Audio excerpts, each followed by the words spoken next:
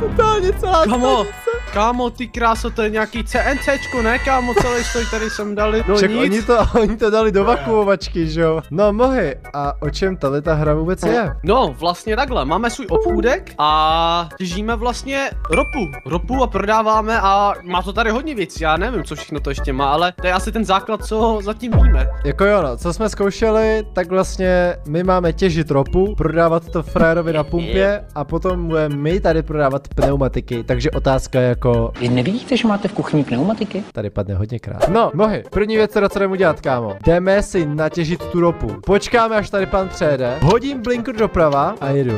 Jedu tak plynule. Nechuj tam, to není naše území, počkej. Tam, zapomněl jsem, že to je, jo. Hele, srentnu to na hodinu, OK. Kemovi, máme hodinu na to tady něco vytěžit. Takže, první věc, musíme najít, kde je nějaká tady zóna šedá. Kámo, mám ruku